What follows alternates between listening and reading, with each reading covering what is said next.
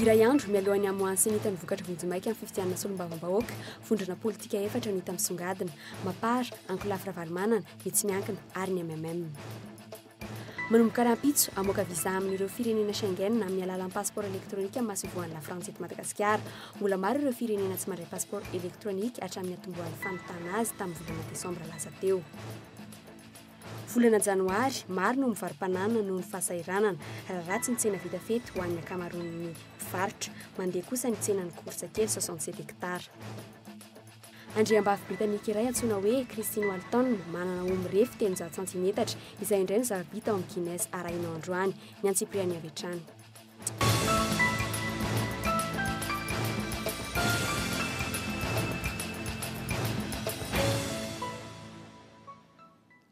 Ankafaliana indray no iarabananao tompo klasy tompo vavy amin'ity atakariva ity tonga ato anatin'ny fotoana ny fampalalam-baovao isika asaina mpanajana ihany koa ianao hanaraka izany hatramin'ny farany. Vaovao makasika ny fiainam-pirenena trano hoentsika hanomboana ny fampalalam-baovao amin'ity androany ity. Iza no mety ho Prime Ministre efa hita taratra sahady ankehitriny, any mety ho firafitry ny fitondrana vaovao avy eo. Fantatrary fa ny mampara sy ny tsy miankina no mifanatsahana amin'ny isan'ny solombavam-bahoaka raha ny fanadihadiana izay natao manaraka azy avy eo ny ankolafy ravalomanana sy ny avy amin'ny malagasy miaramiainga na ny MMM. Tahaka ireo vokatra vonjimaika raha tsy misy ny fiovana dia hoentina aminao tahaka izao izay vokatra izay ny CES ihany moa no tompony teny farany araka ny didy amandalany tahaka izao ary ny fanadihadiana mahakasika izay. Vokatra vonjimaika voaray avy amin'ny loharanom-baovao akaiky ny senita androany nitarika ny vondrona politika miaraka amin'ny président Andry Rajoelina na ny mapara amin'ny isan'ny député manana député 320 izy ireo. Manaraka azy ao ny vondrona politika miaraka amin'ny ankolafy ravalomanana ahitana ny zanakidada sy ny mouvance ravalomanana na tafiditra solombavam-bahoaka 30. Tsy nahita kosa na iray aza ny antoko politika avana. Tafiditra fahatelo raha mitaha amin'ireo vondrona politika ireo ny antoko malagasy miaramiainga izay natafiditra solombavam-bahoaka misy 20. Ankoatran'ireo hery politika lehibe telo ireo seza 720 amin'ny 150 izany no azo ny tsy miankina ao Tsimbazaza ao.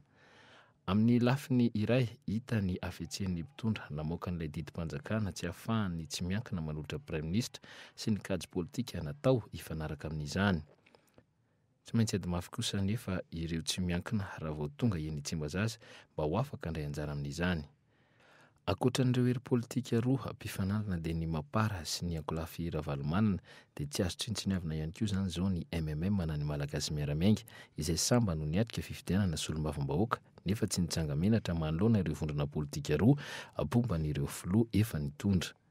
Ny zava-misy ankehitriny aloha raha ireo rehetra ireo no jerena dia kajy ny mpitondra dia ny atongava ny filohan'ny teteza mita-kentriny eo amin'ny toeran'ny Prime Ministre ary mitombo ny kajikajy madipaika efa nomanin'izy ireo indrindra ny lafy ny lalàna. Raha nita teny amin'ny birao ampiasan'ny senita tetsy alarobia nefa dia mbola maro ireo kandida izay manara-maso ny fitarainana nataon'izy ireo andro iray aloha ny fanambarana vonjimaika ny vokatra. Maro amin'izy ireo raha teo no tsy mankasitraka ny zava-misy tany amin'ireo distrika ny Latsany noho ny fandehanana ny fifidianana izay tsy tena zava-loatra ny zavanseho. Anisan'izany ny fitombon'ny vato tao anaty vata manoloana ireo mpifidy. Nisy ihany koa ny fisian'ireo sonia izay tsy nitovy ny fanaraka tamin'ireo fireketana ny anaran'ireo izay tonga ny fidy. Na dia izany aza mety mbola isy tokoa ve ny fanadihadiana ataon'ny CES na ny fitsarana manokana amin'ny sanan'ny fifidianana manoloana ireo fitarainana maro. Raha ny vaovao azo mifanatsahana ihany ny fitarainana sy ny fitoriana tonga ny anivon'ny CES mahakasika ny kandidany ny filohan'ny teteza mita Andry Rajoelina sy ny antoko ny filoha teo aloha Marc Ravalomanana. Fa mahakasika izay vaovaon'ny fifidianana izay hatrany dia mandeha ny resaka ankehitriny fa isy ny famerenana ny fifidianana solombavam-bahoaka ho an'ireo distrika izay nahitana ny olana. Hatreto anefa dia mbola tsy nisy aloha ny filazana mahakasika izany nataon'ny CES. Raha nanontaniana mahakasika izany avy eo anivon'ny senita dia mbola tsy nisy ihany koa hatreto ny toromarika mikasika izany. Manantanteraka kosa moa raha anjara didin'ny senita raha toa ka misy ny toromarika avy amin'ny CES. Tahak'izao ny fanampy-panazavana. Fa ho an'ny senita zany dia misy 2001 raisy roal nisan'ireo le birao fandatsaham-bato nanatanterantsika ny fifidianana dia hamoaka zany ny senita amin'le fanambarana vonjimaika ny voka-pifidianana ny zava-nitranga tany amin'ny fari-pifidianana samy hafa tsirairay avy dia eo zany ny kandida sy ny vato azony raha toa ka nisy birao fandatsaham-bato nahitana olana tany dia milazan'izay ny zenita ny aorin'izay zany dia anjarany CES tanteraka ny amin'izay mety ho fepetra tokony ho raisina tamin'ny raharaham-pifidianana zay ny tanterahana na ny sazy mety ho raisina ihany koa ho an'ireo zay tokony ampiarana an'izany. Eo amin'izay lafiny politika izay trano dia ny filohan'ny pirenena vaovaon'ny repoblika fahaefatra no hitarika ny lalonam-pihabarabana anoho ny ataona vaovao tsisy intsony ny filakevitry ny ministra ny fitondrana tetezamita araka ny filakevitry ministra izay nitanterahana omaly dia tsy amin'ny elam-pampanjakana Iavoloha. Isan'ny vaovao iray omaly ihany koa nandritra ny filakevitry ny ministra farany notarin'ny filohan'ny tetezamita Andry Rajoelina teny amin'ny elam-pampanjakana Iavoloha. Fantatra kosa fa mbola hitohy ny filakevitry ny gouvernemanta hampandeha ny raharaham-pirenena mandrabijoro ny gouvernemanta vaovao. Fa isan'ny vaovao omaly ihany koa moa ny fiakarana gradin'ireo miaramila manam-boninahitra misy 7 fanadihadiana ary. Misy 13 ireo kolonely niakatra au général de brigade avy amin'ny tafika an-tanety ahitana miaramila misatroka mena sy miaramila mpamokatra misatroka maitso. Ho an'ny tafika Andramasina kosa indray tsy nisy ny niakatra au vice-amiral na amiral fa capitaine de vaisseau roa no nahazo ny galonan'ny contre amiral. Ho an'ny tafika Anabakabaka kolonely 3 no niakatra au général de brigade aérienne. Kolonely 7 avy amin'ny gendarmerie pirenena ihany koa no niakatra grady lasa général de brigade. Avy amin'ny mpianatra manam-boninahitra la 13 hatramin'ny la 16 ny akamaroan'ireto manam-boninahitra général vaovao misy 7 ireto raha ny fanadihadiana natao. Général de brigade misy 10 kosa no niakatra au général de division, tsy nisy niakatra contre-amiral na vice-amiral ny teo anivon'ny tafika Andranomasina. Général ny tafika Malagasy misy 7 kosa no niakatra au Kitana 3, général ny tafika Anabakabaka 2 ary général ny gendarmerie pirenena iray. Ho an'ny général Makavely Désiré dia tsy mazava intsony ny sata amin'ny feno folo andahy indrina fanondrotana grady. Lasa resaka politika no tena mandeha amin'izao fotoana ka ny baiko ny tafika ny tanjona. Ho azy dia tokony hifanaraka amin'ny isan'ny miaramila ny ilana manam-boninahitra généraly. Noho izany dia lasa asan'ny kolonely no sanin'ny général manam-boninahitra. Eny, raha ny tena marina hitanao vao miteny izany hoe général de brigade zany ianao dia tokony manana brigade zany le tafika zany brigade zany iny maramila ataoko hoe anarivony mahery zay vao mahavita brigade ohatra mba tsy hidirako amin'ny tipriny kanefa firy ny isan'ny maramila ao amin'ny folo alin-dahy dia lasa tsy mifanaraka amin'ny isan'le maramila amin'ny folo alin-dahy le isana généraly ao anatin'le folo alin-dahy zay ny mampieritritra lasa ohatrany mampieritritra hoe atao lasa resaka politika ve le izy ka anampatambazana ny tafika dia atao miakatra agny ny lalaram-bona za tsy milaza hoe tsy mendrika an'izany izy fa ohatrany hita ihany misy hoe endrika politika ao anatiny dia atao dia amin'izay dia mba mangina le maramila azo bakiona araky ny tiavana azy azo ampiasaina araky ny tiavana azy nefa mety hamoetra zay zavatra aneriana any satria voalohany indrindra tsy maintsy mitombo tokony hoe sorabola omena ny folo alin-dahy satria miakatra koa ny karahamandreo tokony hitombo ny fitaovana tsy ny zavatra tokony omena azy manana an'izany ve tsika maraka an'izany. Misy tokoa ve ary ny petrabola ampy andoavana ny karahamandreo manam-boninahitra ireo indrindra ho an'ireo fanjakana izay efa nesy. Maro amin'ireo mpiasa-panjakana mantsy ny tena mbola manana karahamambaniny rahetsy. Fa vaovaon'ny toetrandro kosa indray dia taorian'ilay andeha andrahoana matevina amin'ny lakan-drano Mozambika izay nivadika ho andro ratsy tany amin'ny faritra andrefan'ny Nosy sy ny faritra Atsimo dia orambe no aterana ny faritra ireo nambarany eo anivony ny sampana mpamatatra ny toetrandro moa fa tsy isy ny fiakaran'ny rano eto Antananarivo ary tsisy fiantraikany ihany koa izay toetrandro izay raha ho an'ny Antananarivo manokana no jerena araka ny fanazavana azo hatrany. Fa toy izantsika kosa ny vaovao eo amin'izay lafiny sosialy izay kosa indray dia nanomboka rahampitso amoaka viza amin'ireo firenena Schengen amin'ny alalan'ny passeport elektronika ny masovony la Frantsa eto Madagasikara. Mbola maro ireo firenena tsy mandray ny passeport elektronika hatramin'ny atombohan'ny fanontana azy ity tamin'ny volana Desambra lasa teo. Hilda Asnjo. Filaharana hatrany ny fiandrasana ny viza eto amin'ny masovony Frantsa isan'andro. Manomboka rahampitso amoaka ny viza ho an'ny firenena Schengen amin'ny passeport elektronika ny masovony Frantsa eto Madagasikara. Mbola misy masovo eto amintsika nefa ny tsy mandray afa-tsy ny passeport biometrika hatreto raha ny fanadihadiana natao ka isan'izany ny masovony Allemagne. Nisy tamin'ireo mpivezivezy any ivelany no voatery nanao passeport roa vokatr'izany. Passeport biometrika ihany no ekeny fa tsy mbola mandeha le passeport numérique. Ianao zao inona ny entina teo? Biometrika. Tsy mbola nanao le passeport numérique? efa nanao le passeport numérique ihany satria rehefa le alasa any dia mbola misy problème indray rehefa avy eo le miditra indray ny raha tsy manana le passeport numérique. Efa le passeport numérique mbola tsy namendry zareo. Hatramin'ny voan'ny passeport elektronika teto Madagasikara, nametraka peta-drindrina ny masoivo frantsay fa tsy mandray ity taratasy ilaina amin'ny fivezivezena vaovao ity ny firenena Schengen izay vondronan'ny firenena 40 Eropa ka isan'izany i Frantsa. Vokatr'izany, tsy manome ny viza amin'ny alalan'ny passeport elektronika ny masoivo frantsay. Efa nisy ny fepetra noraisiny teo anivon'ny isam-pandraharaha mpamoaka izany tetsy Anosy. Misy ambasady sasatsasany tsy manaiky ny fandraisana an'ilay passeport. Amin'izao fotoana izao ny efa nandefa spécimen ny malagasy moa zany hatreto hoe andefa makany amin'ny ambasady le spécimen jerena hoe ahoana ny fandehan'ilay passeport. Mbola miandry valiteny sy ny fankatoavana zareo ny passeport io.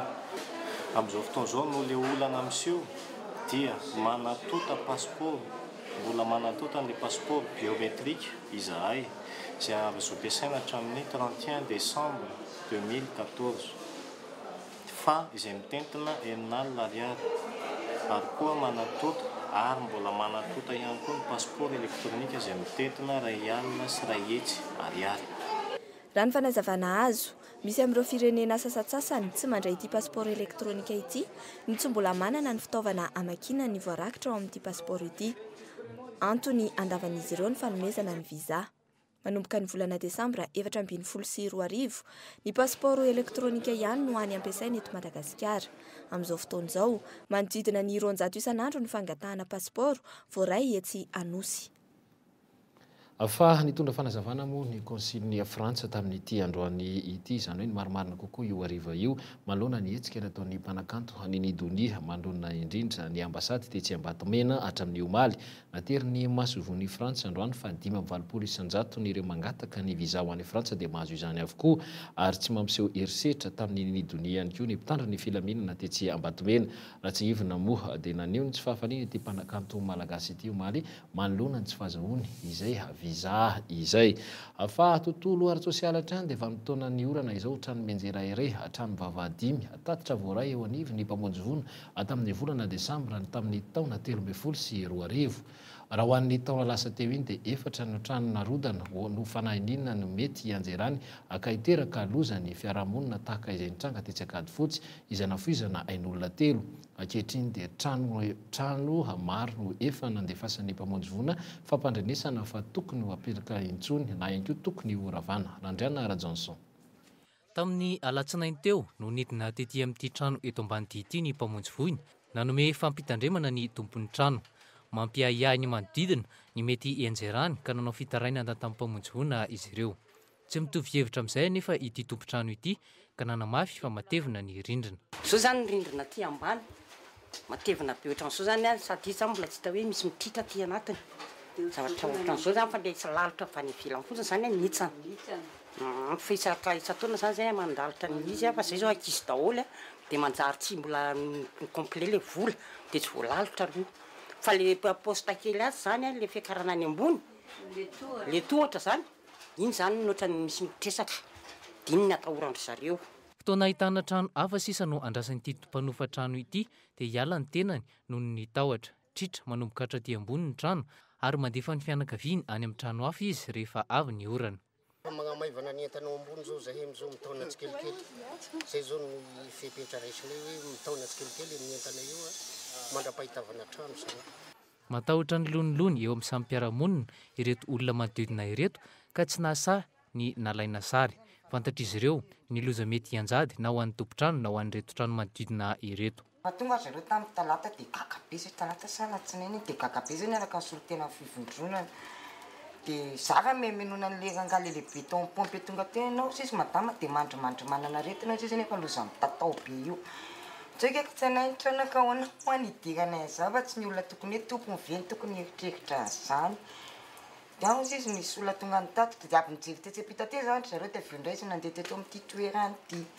Dia io netandeha le rindrina io zany efa mibontsina be zany efa tsy avotra tsony. dia lolany farany ambony manofa amin'io trano io no ny tantara hoe tadidina ko le nisan'le tadio be indray lateriva iny dia ry zareo tao moa izany nitsoaka nidina anakaty amin'ny lalatsarana izy le vady aman-janaka le ramosena mpandosirony tatya fefanotorajovovovoka be tao dia araka ny tenin'ny pompier tonga teo dia rehefa izy manao izay mitorajovo zay izy tsy ho tana tsony mba mampagagana ihany zany ianao ma tsy manontany hoe iza ny olona nandefa amin'ny pompier fa hoe nareo lazareo pompier no nilaza taminareo dia hoe nisy olona nilaza tamin'ny pompier zany tsy fantatra zany na iza na iza le izy atseto zay no tamin'ny fahinananandizy ny tsano mafy tsano taloha reny mafy reny tsano reny mba mifanambarana fotsiny tokony atao hoe reparina fotsiny le izy leo ny amin'ny ambadika reo hoe reparina fotsiny le izy ao.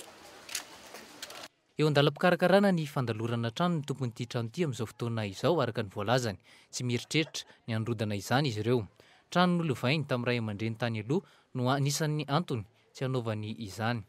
Manoloana ny fitandrona ny aina nefa tsy azon'ny tompo-trano na ny mpanofa ny mibodiny mbola ampiasan'ny trano nanaovan'ny mpamonjy vony na ny komina famarina tahaka ireny. Mailo lalandava raha vao misy tritra na fisirany rindrina na ny vodi-rindrina zany raha vao mahita an'ireo dia tokony mampandre avy hatrany ny mpamonjy voina mba hidinany any toerana mba hisorohana ny loza zany.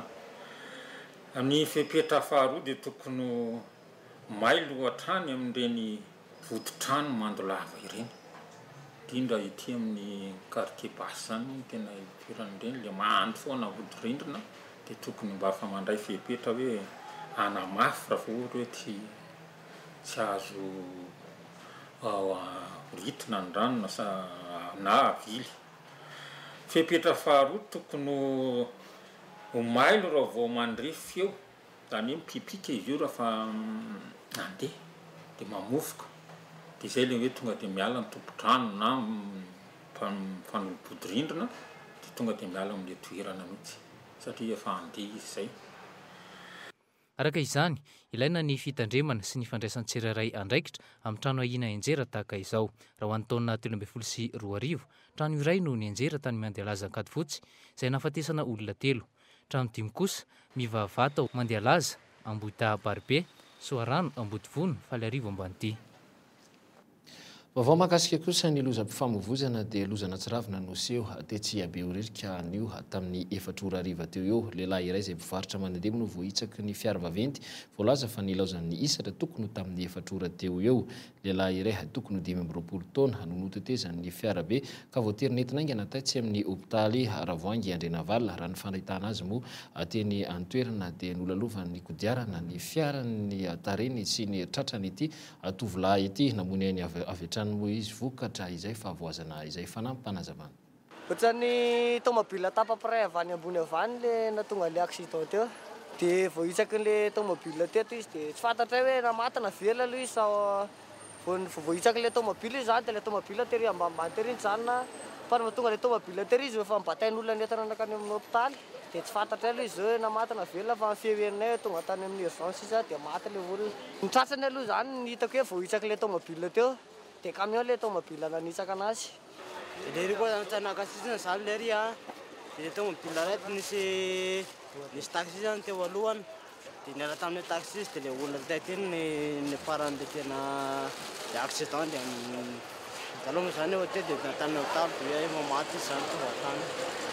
25 any na 26 tsy mbola ohatrohatrany be any. Raha ny fahitany mpanao gazety azy teny antoerana moa dia saika olona maro no voahitsaka ity fiara vaventy ity raha tsy tafajanona izany fiara izany. Hatreto ihany koa ho an'ny eto an-drenivohitra dia tsy azo ivezivezeny ireny fiara be ireny amin'ny ora izay ajo voatondro zany hoe hatramin'ny 4 ora alina no ahafahan'ny camion miditra eto an-drenivohitra amin'izao fotoana izao nefa dia saika tsy izay no hita fa manao ny fahalalany na ihany koa manao izay tiany ihany koa ireny fiara vaventy ireny ka izao niaran'ny loza izao Ratsaivina moa dia anisany niteraka loza ihany koa itony fiara vaventy itony tetsy Ratsaivina ny Zavatranga tetsy Akadinamamy dia efa nisy ny fepetra izay noraisina saingy izao mitoy izao hatrany moa ny fidirana ireo fiara vaventy ireo eto an-drenivohitra. Fa lanona-pamoana andiany amin'ireo mpamonjy vona mifandraika amin'ny tontolo iainana no tanterahana tetsy amin'ny lapan'ny tanàna io maraina io avy nanaraka fiofanana manokana momba izany ireto andiany ireto ka izao nazahoany mari-pahaizana izao dia mari-pahaizana roa izany eo ny mampanentana na animateur sy mampitantana na ihany koa ny mahamoniteur misa 17 ireo mpamonjy vona ireo na misahana manokana ny loza eo amin'ny sehatra ny tontolo iainana aza izy ireo dia tsy hafa misaraka ihany koa amin'ny hafamonjena ny ain'ny vahoaka fanampanazavana. Ireo moa dia sapeur-pompier ireo ary tsy afaka misaraka amin'ny efa namany miasa ao fa eo amin'ny fanatanterahana kosa ny fianarana izay nataony dia betsaka satria eo amin'ny asan'ny sapeur-pompier dia rahantsika malala fa ao ny rivodoza, ao ny tanety may, ao ny afo-mandoa isan-karazany rehetrarehetra dia anisan'ny mpandoto ny tontolo iainana avokoa. Ary na eo amin'ny fikarakarana ty Antananarivo ty aza dia misy anjara lehibe raisin'ny sapeur-pompier eo amin'ny fikarakarana ny aingon'ny ty tanàna ty zava-manisy ny isan-karazana zany dia tafiditra ao anatin'ny asan'ny sapeur-pompier mihitsy ny zavatra fianarana izay azon'izy ireo. Afa vaovao tamin'ity androany ity ihany koa dia raikitra ny savorovory atao amin'ny université ny Mahajanga mitokona ny mpianatra ny toerana amin'izao fotoana izao. Olana maro lafo moa no mahatonga izany. Mitondra fanazavana ny mpanao gazety any toerana Hervé Manatsoa ao amin'ny Antso Darby ao. Ny vaovao mahakasika ny université ny Mahajanga zany dia fantatra fa raikitra ny fitokonan'ireo mpianatra amin'izao fotoana izao. Manoloana ny fandefa misy ny fitoriana nataon'ireo mpianatra teny anivon'ny tribunal administratif mahakasika n'ireo mpianatra 720 izay voaroka tsy mpianatra eny amin'ny Andriamanontolo eto Mahajanga itsony. Ary tsy andraiky anio tranga io nefa n'ireo mpianatra amin'izao fotoana izao satria dia efa nivaly io marana io teny amin'ny tribunal administratif ny tribunalin'izy ireo ka fantatra fa tsy ekena ny fiverenan'ireo mpianatra 720 ireo izay iverina hianatra indray eo amin'ny université. Amin'izao fotoana izao nefa dia manao fihetsiketsehana midina eny an-dalambe ireo mpianatra ireo amin'izay fifanekena didina avoaka ny fitsarana izay. Fantatra moa fa amin'ny alalan'ny famoahana ireo mpiasan'ny université izay mipetraka amin'ny université sy ny université eto Mahajanga toy ny eny amin'ny Majungabe sy eny Ampasika dia esorina ireo mpianatra ireo mpiasan'ny université manomboka androany izay. Amin'izao fotoana izao moa dia manara-maso ny fandrehan'ny fitokonan'ireo mpianatra ireo mpitandro filaminana avy eo anivon'ny Emorek sy ireo mpitantana ny université. Ary ara moa fa efa amam-bolana maro ary efa tamin'ny fandafana misy no misy ity olana teo amin'ny université ity izay miainga amin'ny fitantanana ny trano sy ny resaka fampianarana moa ny tena votoatiny ity fitakiana ataon'ireo mpianatra ity. Toy ihany koa tao anatin'izay fitakiana izay dia misy ny fihetsiketsehana maro samihafa toy ny fandefasan'ireo tompon'andraikitra ny université ireo mpiambina tsy miankina ka namono ireo mpianatra ireo tena tao anatin'ny campus ny volana oktobra teo izay. Amin'izao fotoana izao moa dia azo lazaina fa tsy dia mbola misy hatrany ny fampianarana mandeha eo anivon'ny campus université eto Mahajanga. Izay ny vaovao azo mampitana eny anivon'ny université Mahajanga. Vaovao ny fampianarana kosa indray no itsika noizana ny fampalalana vaovao amin'ity takariva ity fampahafantarana ireo daty fisoratana anarana ny daty ny fanadina-panjakana eo anivon'ny ambaratonga fototra sy afanomezana fanampitsakafo ho an'ireo mpianatra ireo ny votoantany fitsidiana nataon'ny ministry ny fanabeazam-pirenena tetsy amin'ny EPP-NOSB io maraina io. Samy ho amin'ny volana jolay avokoa na ny CEPE na ny fanadina-panjakana BEPC amin'ny volana septambra kosa ny fanadinana tsoratra ho an'ny CAP raha toka amin'izao janoary izao ka hatramin'ny volana me ny fampiarana ho an'ny taondasa zora kotinirina. Fantatra izao fa isokatra amin'ny 17 volana janoary izao ary tsy katona raha tsy amin'ny 14 mars 2024 raha toka ny andro ny 15 jolay 2024 no anaovana ny fanadinana CPE 6e. Isokatra ny 17 febroary ary tsy katona raha tsy ny 12 aprily kosa ny fisoratana anarana ho an'ny fanadinana BEPC seconde ary ny alatsinainy 7 ka hatramin'ny faha 30 volana jolay 2024 kosa no anatanterahana ny fanadinana. Amin'ny 10 mai ka hatramin'ny voalohan'ny aogostra kosa no fisoratana anarana ho an'ny CAPEP na ny certificat d'aptitude pédagogique à l'enseignement dans les écoles primaires izany hoe ny fahazon-dalana mampianatra any amin'ny sekoly ambaratonga fototra. Mizara roa kosa ny fanadinana ho azy ireo ka amin'ny 13 sy 14 septambra ny fanadinana ambava ho an'ity taona 2024 ity. ary efa nanomboka ny 9 janoary teo ary tsy farana raha tsy amin'ny 30 Mey ny fampiarana ho an'ireo andiany tamin'ny taondasy. Teo andanin'izay nandritra ity fitsidiana ity dia nanolotra koba folgony amin'ny 50 kilao ho an'ny kantine eto amin'ny PP ity ireo solotena avy amin'ny ministera ireto. Tsy voalohany ity fanomezana kobo fampitsakafo ho an'ny mpianatra ity fa efa nisy ohatra fanomezana mitovy amin'izao teny amin'ny PP Ambojafy, Fenoarivo ary nambara ministera fa 520 ireo PP misy ankizy sahirana ara-tsakafo ka saina ho tolorana fanampiana toy izao eto amin'ny Hidrena Analamanga isan'izany ity eto Anosy be ity. Vao makasika ny lafiny ara teo karena sy ny ara sosialy kosa indray dia volana janoary saika misatra avokoa ny seha-piariana rehetra mitaraina noho ny aratsiny tsena vita ny ampivarotra maro tsy taka izany kosa ny zava-misy etsy amin'ny Koritsakely 67 hektara. Tsena izay andraisana n'ireo fanaka efa avy nampiasaina matetika aza dia ireo mpivady mihitsy no tonga eny toerana te hisolo zava-baovao fifindrana toeram-piasana fa indrindra moa fivarotam-pananana noho ny fasairanana no mahatonga ny entana etsy 67 hektara io ka eto Andrea Tsilavo. Koritsakely izay no ahafantaran'ny be sy maro ity toerana eto amin'ny 67 hektara ity. Herinandro mahery aty aorian'ny fetin'ny faran'ny taona mitombo ny entana amidy eto amin'ity toerana manokana efa lasa mahazatra ahitana entana samihafa avy nampiasaina ity. Rona telo eo tato anatin'ny efatrandro n'olon-tsotra tonga manatona mpivarotra iray milaza fa manana entana amidy. Maro ny tokantrano no mivarotra fanaka sy ireo entana madinidinika ao an-trano noho ny fasairanana.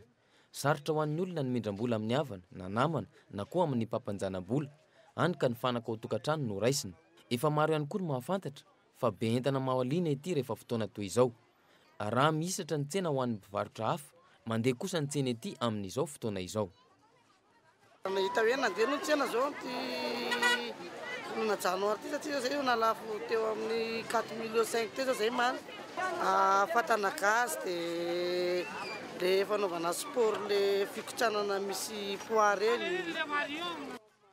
Ankoatra ny tsy fisiana dia antony maro samihafa ankaratsiana na katsarana no ahatongavany entana ety amin'ny Koritsakely. Fitaovana efa niasa saingy mbola tsara no amidy eto. Mandeha ihany koa nefa etsekilan'izay ny resabe fa hoe ety no fivarotana n'ireo entana halatra na tsy mazava loatra.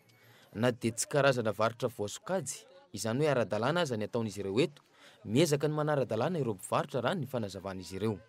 Satria ao sasany manolo entana misy koa moa terena tsy fisina nefa mila voly izy ao fianarana zanany sy ny karazany dia ohatr'izay zany ety aminay ety zany tokony hoe tsisy entana halatra mihitsy satria zay tsy mividy entana entan'olona zany fa ny anay zany entana alaina any antsanon'olona sy misy facture ara-dalàna foana.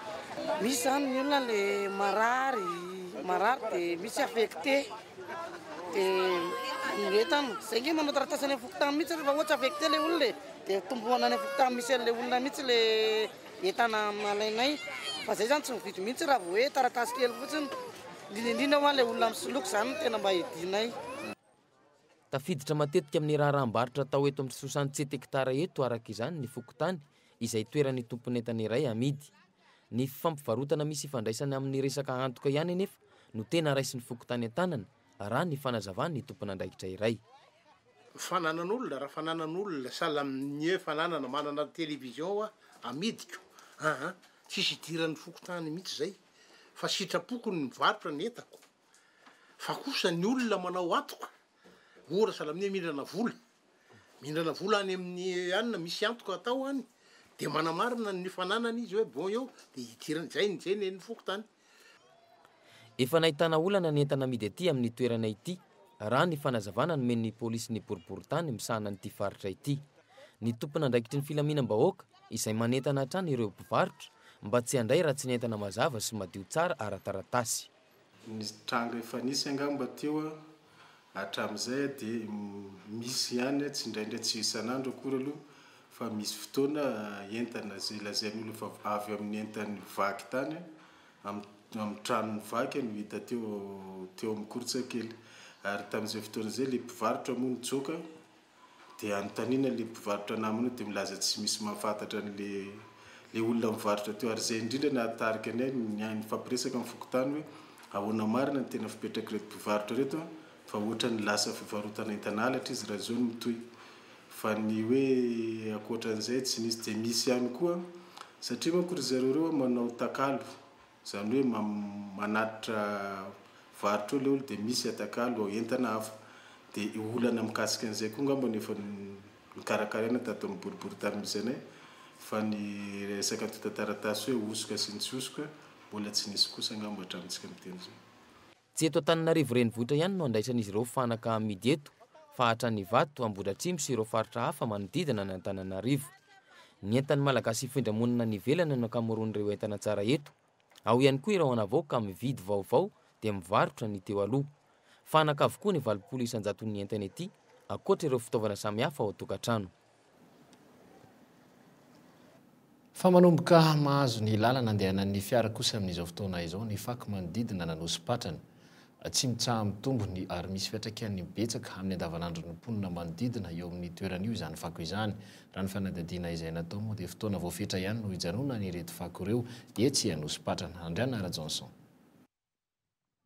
Fa olana vonjimaika no nieveran'ny commune anty fanaripako ity tamin'ny fotoana ny atombohan'ny orana. Ankehitriny miahaka ireo fako naterina tety izay miparitaka amin'ny velaran-tany farafakely ny 10 metatra toradroa. Miteraka olana amin'ny fifamoivoizana izany indraindray.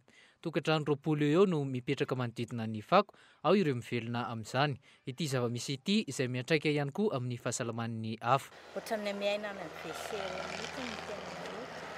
tokony mba misy fandanihan'ny ny fanjakana mombamomba ny le fako, tokony mba hoe hanampy amin'ny fanafody izy fa eo tena betsaka mihitsy le tsy salama. Fa misy anksida mihitsy tia tamin'ny fako. Fa indray fa dia tomobile avy nanary fako teo ihany ny fandona teo. Inona ataonareo amin'ilay fako izany asa hoe? Manao zezika, manao gazoko koa izay. Koatsan'izay dia mbola misy asa azonay atao, manao mason izay, manao biriky. Olana amin'ny lalana ahafahana mihazo eny Andralanitra no mahatonga ny fitaterany samy van'ny fako eto Nanosipatrana eto. Fotaka avokoa ny lalana mihazo eny Andralanitra tamin'ny fotoanan'ny orana.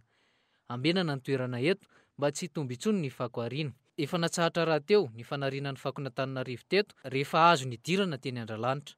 Misy solotena avy amin'ny samyva manara-maso ny fako eto ary tsy misy afa-tsy ny fako taterina samyva ihany no afaka miditra eto amin'ity toerana ety.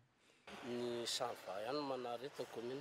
Zany raranareo zany tsotra tsy hanary fako eto? Tena rarana mihitsy satria reto mbola reto fako reto tsinona tsy hoe hijanona eto fa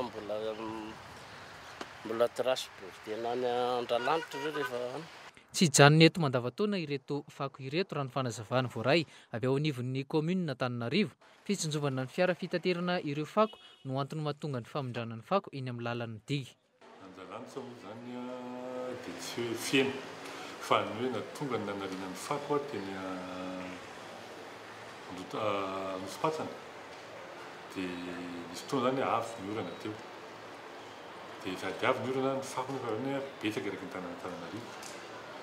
Dia rehefa manary fako Anjalanitra ny tomobile zany dia mipatina dia misy tsy afaka be dia lasa bloqué ao Anjalanitra. Dia tsy mahavita voyage le tomobile fa tavela eny Anjalanitra fotsiny. Nefa le fako mitobaka eto Antananarivo. Dia natao zany provisoire nanariana teny Nanosipatrana. Dia io zany misy programme rehefa avy eo hoe fa manomboka tsy mandaina izay satria fa manomboka maina ny andro. Dia io zany misy programme zany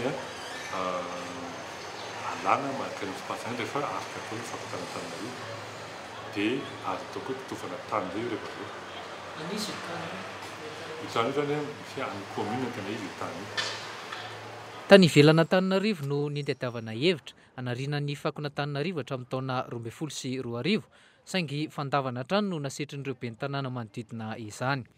Tsy mbola hita treto ny vahaolana maritra amin'ity resam-pako ity na dia efa manomboka tsy maharaka intsony ary ny eny Andralanitra ary efa mitaraina mafy ihany koa ny Père Pedro sy ny Akamaso. Isan'ny andrandraina ireo tetikasa momba ny fanodinana fako. Mandra-piandry izany, efa misy manodina izany ho zezipahatra na compost ankoatran'ny gazon maniry ety efa lasa fitadiavam-bola.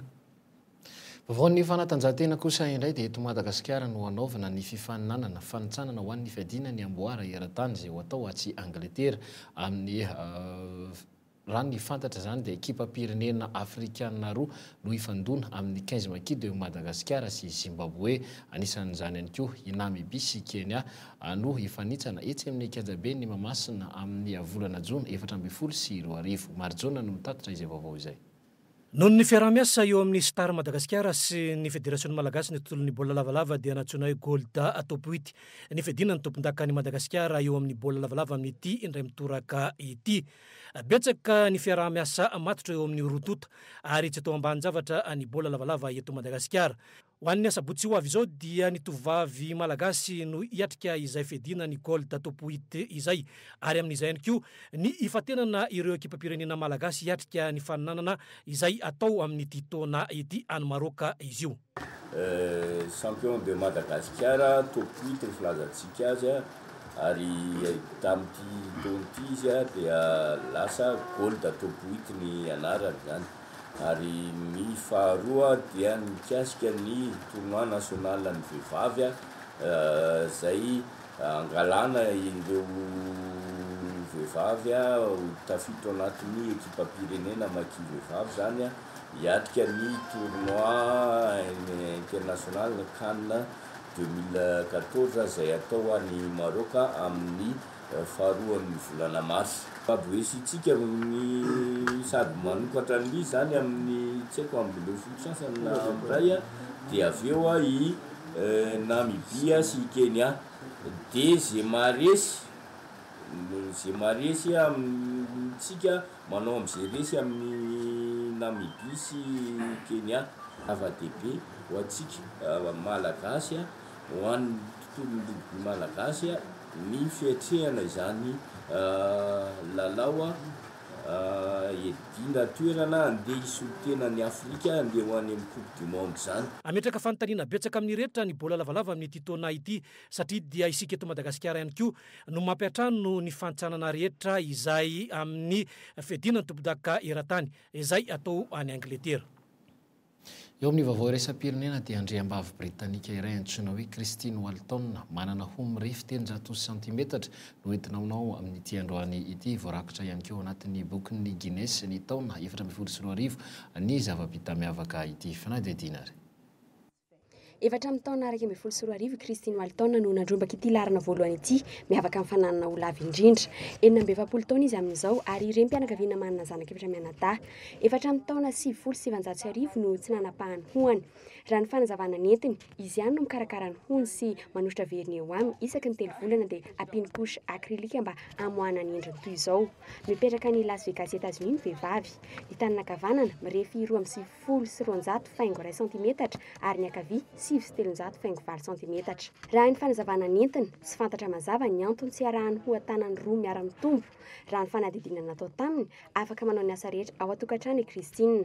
Tsy natao sakiny izany fa noraisiny an-tanana hatramin'ny fikarakarana ny endrika amam-bika amin'ny vatany. Asehony mihitsy fa afaka mandray fitaovana ilaina rehetra ny tanany miaraka amin'ilay ho lava dia lava. Fitiavana te hiavaka mety ho ajejona ihany koa. Miseho mahavita ny asa rehetra fanaon'ny vehivavy Christine Walton saingy ny fanontaniana mipetraka dia ny hoe tsy tebiteby fatra ve ity tovovavy anglisy ity rehefa matory sao ho tapaka ny angofony, manao ahoana izy rehefa midio amin'ireo angofo lavabe ireo dia ahoana ihany koa no ataony rehefa mampiditra akanjo misy tanan'akanjo na manidy fermeture amin'ny pataloha. Dia ny zava-bita tsara indrindra ny taona 2024 tao anatin'ny Guinness iny koa no antsika marana ny fampahalalam-baovao tamin'ity takariva ity tokolasy tokovavy isarony ano anaraka izany hatramin'ny farany manome fotoananao ho amin'ny eram-pitso indray.